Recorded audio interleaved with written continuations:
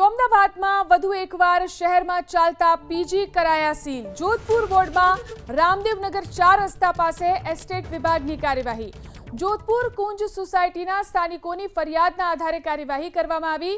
બંગલા નંબર 12, 16, 17 અને 18માં પીજી ચાલતા હતા, જેને સીલ કરવામાં આવ્યા છે। જોધપુર વોર્ડમાં રામદેવનગર 4 રસ્તા પાસે આ કાર્યવાહી કરાઈ। પીજી સીલ કરવામાં આવ્યા।